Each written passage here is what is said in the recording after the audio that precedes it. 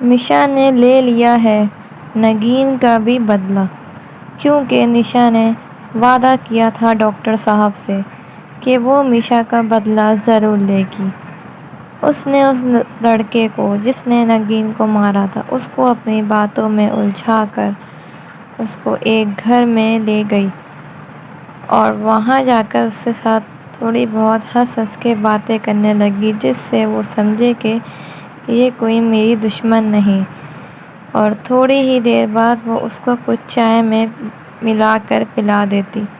اور اس کو بے ہوش کر کر ایک رسی میں باندھ دیتی اور پیچھے سے ڈاکٹر صاحب کو بلا لیتی، اور ڈاکٹر صاحب آ کر اس کو اتنا مارتے کیونکہ وہ اپنی بیٹی کا بدلہ لینا چاہتے تھے۔ انہوں نے پہلے اس کو بہت مارا اور مار کے اس کو زخمی کر دیا، کیونکہ میشا اس سے تھوڑا ڈرتی بھی تھی کیونکہ وہ اپنے پاس کچھ سامان بھی رکھتا تھا۔ خیر اس کے بعد یہ دکھائیں گے کہ وہ وہاں سے نکل کر فرار ہو ہی رہا ہوتا ہے کہ اس کو میشا پکڑ لیتی ہے اور اسی ہی کی گن سے اس کے اوپر تان دیتی ہے۔ وہ پہلے تو وہ ڈر جاتا ہے اور پھر ہنسنے لگتا ہے کہ شاید اس کو تو یوز کرنی ہی نہیں آتی ہوگی،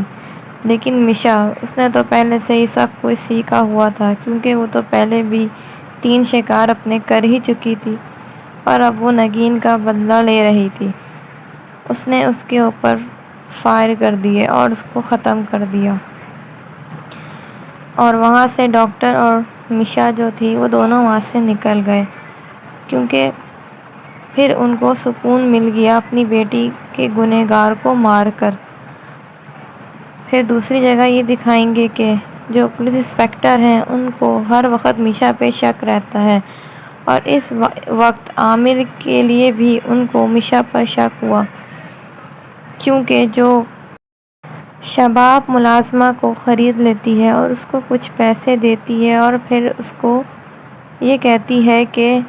اب میں دیکھوں گی تمہارے وفاداری کہ تم میں کتنی وفاداری ہے، مجھے ایک ایک پل کی خبر دو اور میشا پہ نظر رکھو، اور میشا پہ نظر رکھنے کے لیے وہ اس ملازمہ کو خرید لیتی ہے، اور جو زوار ہوتا ہے وہ کافی زیادہ شباب سے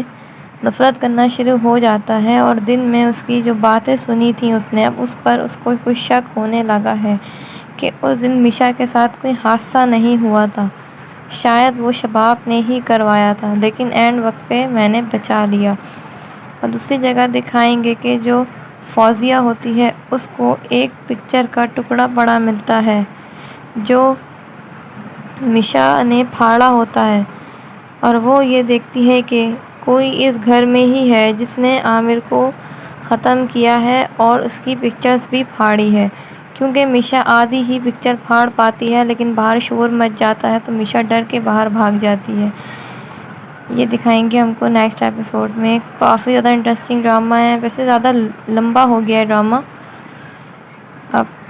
شاید ڈرامے کے لاسٹ سین ہی چل رہے ہیں اور اب لاسٹ ایپیسوڈ بہت جلد ہم کو اس ڈرامے کی ملنے والی ہے، اور جو زوار ہوتا ہے وہ اب شادی کی تیاریاں بھی کرنا شروع کر دیتا ہے، اور وہ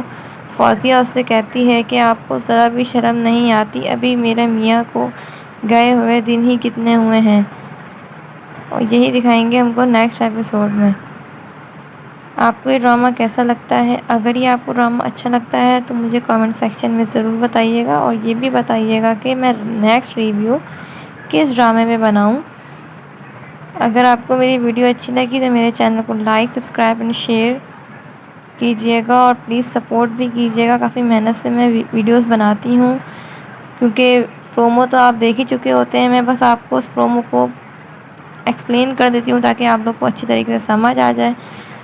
انشاءاللہ نیکسٹ ویڈیو میں ملتے ہیں، جب تک کے لیے اللہ حافظ۔